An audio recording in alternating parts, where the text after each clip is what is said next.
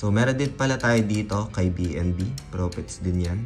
Hi guys, so today bigyan ko lang kayo dito ng idea or update sa price action itong si Bitcoin. As of now, yung price action niya is nasa 57,800 territory, no? 24-hour high niya nasa 59,828 and we can see some decline dito for the past 24-hour, no? Negative 2.12%. So itong setup na ito guys, gamit natin cellphone. Marami din nagtatanong dito kung paano mag-trade, ano yung setups gamit yung cellphone. Very challenging guys yung cellphone pag ginamit nyo, no? So on my end, I do have this pag-update lang sa settings. Share ko din yan dito sa video natin today. Papunta tayong province kaya wala tayo sa pinaka-setups natin. And share ko din dito guys yung bias ko. I'll keep you posted kahit nasa province. So bigay ako dito ng bias ko. Long or short ba ako dito sa current price action niya. Discuss natin yan guys dito sa video natin today. But before we start, kung hindi nyo pa na-like itong video na ito, please like this video first. Subscribe yung YouTube channel natin. Turn on the bell icon para ma-notify kayo dito sa mga updates natin na ginagawa sa ating YouTube channel guys, no? So for now, punta muna tayo dito sa pair nitong si BTC. Ayan, BTC USDT. Yung pair natin dito.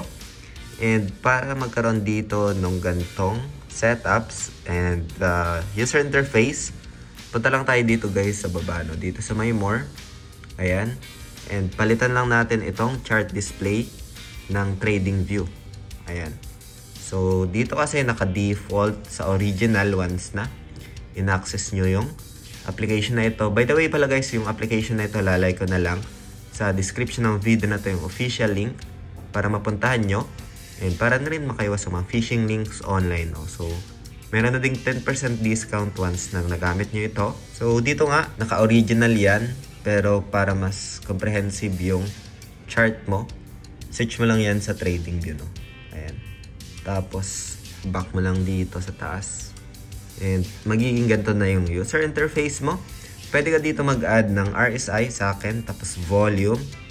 And yung price action, nandito na siya, no? So, pwede mo yan dito galawin na. Ayan. So, as per checking dito guys, especially sa daily time frame, ayan.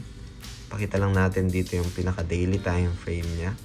Structure ng chart guys, as we observe, ayan. Nire-retest niya pa rin itong area na ito guys, no? Pero multiple retest na kasi ito guys sa downside. So, yung pinaka-bias ko dito, once na mabasag yan, there's a high probability na pwede siyang magkaroon ng downside momentum guys, no? So isa yan sa nakikita ko dito na price action for the BTC. Again guys, it's my own opinion lang dito.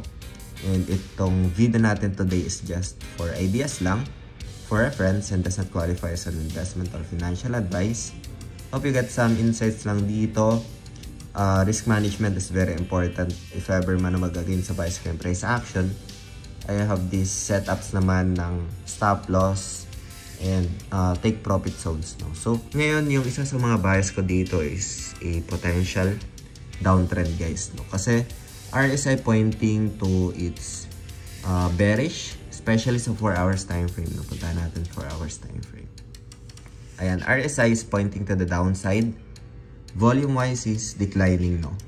So, isa sa mga candidate for potential downtrend. And I'll try to contest lang din ito. So, punta lang ako dito sa trade tab. Dito. Ayan. And then, so dito naman guys sa leverage, naka 100x ako dito. Masyadong risky ito. But for the idea lang, I'll update lang siguro 20x. And then confirm. Ayan. So, yung 100x guys, masyadong mataas yun. Meron akong setups noon before. And kahit paano I get some profits. Pero if you're a beginner, make sure you understand yung pinaka-risk doon, no? Kasi risky yung 100x. So, I just update lang into 20x. And yung isa siguro dito, limit price ko na lang, limit order. And then, I'll update na lang siguro dito, 58. Ayan, whole number na lang. And then done. So once na tamaan niya doon sa may 58k territory, magti-trigger ito, no? And dito guys sa may TP, SL. TP trigger ko siguro dito maybe 56 na lang. Ayan. And then, done ko lang ito. And then dito sa may SL, if ever na mag-against sa bias ko yung price action, just to risk mitigation, so set up ko na lang dito 59, no? Ayan. So, whole number na lang din. And since ang bias ko dito is magkakaroon siya ng pagbaba ng presyo, I'll choose this open short, no? Ito. Pero for now, check muna natin dito yung amount. And dito guys, meron tayong 138 USDT. Maybe I'll use 20 or 30 USDT, no? Ayan. So 31.9 USDT. And I'll go short dito.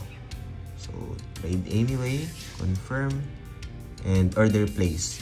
So ganun lang siya guys na mag-work if ever na ma-trigger ito. Ayun, seems like volatile yung price action.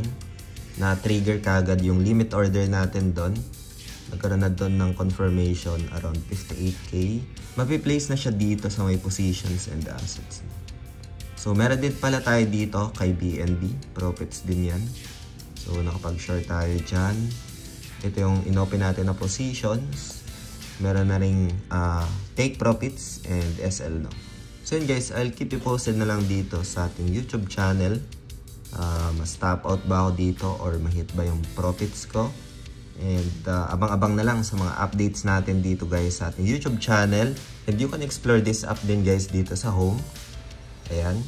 So marami ditong pwede kayong sumali. Like for example, this one. Meron dito mga ongoing campaigns. Listed na rin dito si Dogs and other mga top to earn, no? So you can access, browse this application. Hope this video helps. And kung paano dito guys mag-withdraw gamit itong app na ito, lalay ko na lang dyan sa screen. Pwede niyong panoorin yan. And see you sa video na yun guys. Maraming salamat ulit sa panunood. Ingat tayong lahat. Peace out. Bye for now.